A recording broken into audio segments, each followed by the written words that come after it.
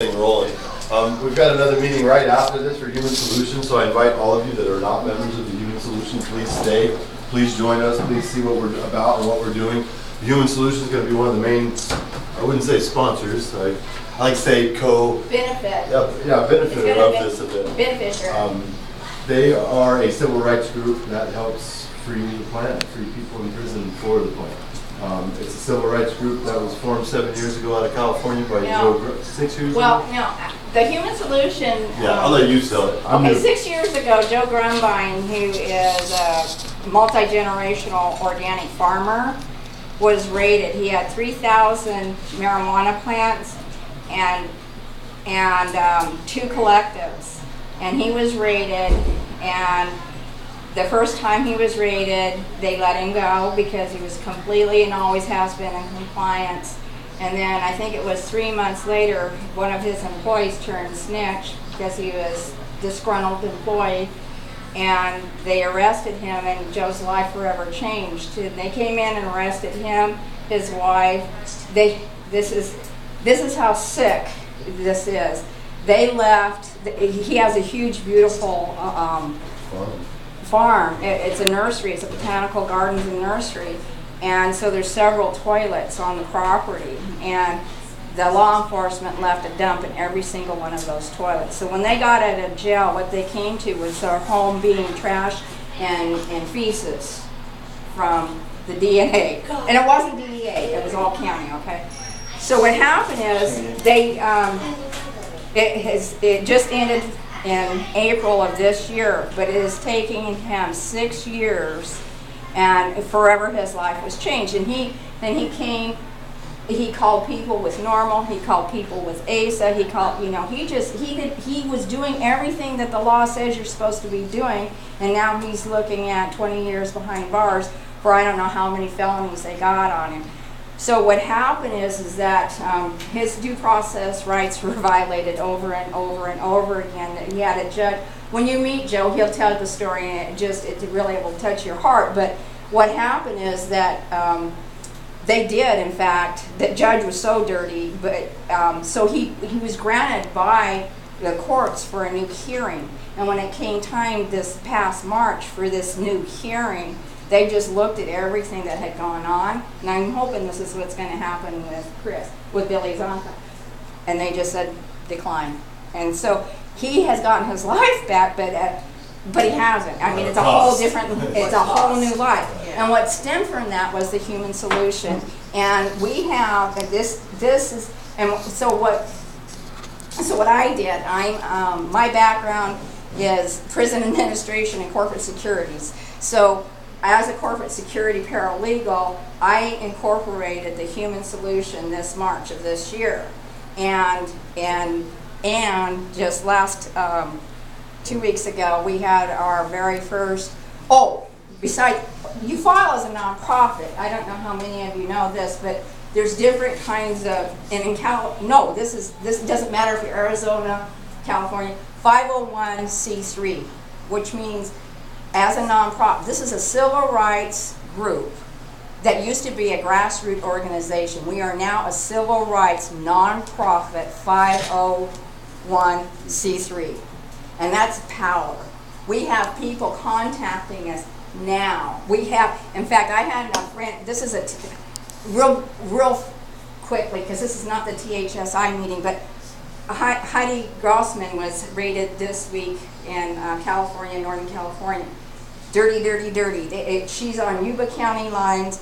They effected a search warrant out of Butte County, and they had fish and game present. There were 15 men and 1 woman, and she's as big as Andy. 1 woman, 15 men, and 7 trucks, right? And they did not arrest her, because why? Because when they went in to start going through all her shit, the Human Solution was everywhere, including Benno getting bail. The Human Solution was able to be there to bail out another cannabis case. So we have a name, we have a presence, and they know when we show up in court. And I apologize, this is not the right meeting, but when we show up in court and we've got our green ribbons on, What we are watchdogs. We're a civil rights group, and we're here to ensure that your rights are protected, period. And I want to educate you about it, and jury nullification, and how this all came about, and how as one person standing up can make a difference and make a change. One voice, one love, all of us can do that together. You know, it's really, it's about gratitude. And that leads us into why we're doing it. This is what we want to do with Hempfest, or Hempstalk now. Hempstalk. We've changed the name. We found out that Hempfest, that we use the name, that we can't charge at the door. It would be free for entry, which it isn't that we don't want to do free entry, but we are a grassroots group as well. We're putting this together. Exactly. With all of us, and I don't know any of us that are millionaires in this room that can afford to do this out of our own pocket. So with that, now I'll turn it back over to you. Thank you. So what we started here, we just started taking notes pretty much on the board. TT Ranch is the ranch that's offered their land up for us to hold this festival. It's 160-acre land trust. It's in between BLM land and the oldest 50,000-acre deed for cattle in the state. It dates back to 1889. The property was the most beautiful property I think I've been on in 25 years I've been in this state. And it's kind of weird because it's between Black Canyon City and New River. So if it's hard to imagine too much beautiful in there because I drive by every day on the highway and see cactus, rock, cactus, cactus, rock, cactus. But when you get back in there, there's the New River actually runs through this property. They had a biblical flood this year, which actually changed the water table there. Rebuilt banks there for them. So what, in the essence, is happening to the earth and who's doing that is really what's bringing this together. I think that's why this is supposed to be happening right now. The gentleman that owns the land is Matthew Bonstetter. The awesome guy. His dad owns the land. He lives on the land right now. His goal is to turn this property into a self-sustaining farm, a school and just one of many that he purchases or we help purchase or whatever this turns into a community, into a family, into something that is education for people. We've been inundated with bullshit propaganda and rhetoric way before I was here. I heard my mom and my family talk about it growing up, and the money that's generated to put that propaganda out there, the money that's generated to put these prisons up and make money off of them, need to be battled in some way. And I don't think our only option to battle those guys should be the ones that are present in front of us right now. I think with the momentum that we can build in this statewide, nationwide, and now globally, we're getting reached out to by everyone, countries. I've got 24 states that have already contacted us in 4 days. 4 days, we've hit almost 1,100 likes on a page just because we said, hey, we're thinking about doing a cool deal. So it shows there's a need, there's a want, and there's definitely a passion out there to make it happen. That's what this meeting's for. Now we need to build the committees. We need to build the groups that are going to put everything that we need to happen for this on paper, in a forum that we all can understand, because you've got experience doing this, you've got experience doing it, but you don't, and you don't. And being able to group that into one area is the key, I think. I think that's where we lose momentum in a lot of our look, there's 9 groups trying to get the same thing done right now. Part of it's communication. We don't communicate to each other what we want, what we need, and how we're going to get it done. It's all about ego, and me, and that's what this is not. Yeah, this is not going to be ego. This isn't me. This is not me. Right. You guys know I'm looking at 127 years. I got a lot bigger shit to do than put a concert in the woods. This is not me. This is about growing a community and building a better life for my son, your granddaughter, our families that have to live here way after we're gone. And I think it's a precedent-setting organization. It's a precedent-setting movement that we're building right now. The gentleman that owns it, all he wants to see is people come live on that land for free and grow and show their family what it's like to grow your own vegetables and not die eating things that are stuffed in a can and given to you because we say it's good. He is an angel. He's a healing man. I don't know if you're familiar, but he harvests honey off his property and gives it to people. Here, it's for you. Give it. I want to heal you. So we've got a lot of things coming together here that I can honestly say that are bigger than me. And I can't do this without any of you sitting here. I gotta do this with everyone in the room and abroad. I mean, I'm hoping there's people logging on right now that are gonna start listening. You see what happens when we come together with the same view and the same thought process in our head. I think that the financing that could be generated through something like this, statewide and then on globally, we can change a lot of things here. You know, small numbers we talk about, getting to tables to have arguments and agreements and conversations. We can make that feasible. We can make that happen, tangible. You know what I mean? Or we can even do our own thing. Who knows what happens from this? This is just the platform, the beginning. And what I want to see us do from here on out, build these committees to help these individual groups that we've come up with happen. I mean, you've all got talents. You see what we've started here. This is where I'm going to use you, Pat, to kind of help with your vision on what you've done here. So what we did this morning, we went and because I do boards, and so we identify what it is we're trying to do, and this today is a formation committee for the Hempstalk, and what I heard from just the hits that we've gotten in the last, it hasn't even been a week yet. No, 4 days. Education. People are hungry for education, and there are people that have been in the trenches for a long time as hemp farmers, and nobody's listening to them. So we want to raise the awareness. We want to raise how important this plant has been in our country, you know, way before they decided prohibition. And after. And I think it's so sad. I don't know if you've seen the documentary on hemp. I mean, our country flourished with it. And now that we're coming together, we have to import seeds from one of our own, what do you call it, indigenous crops. How sad is that? This is America. This is America.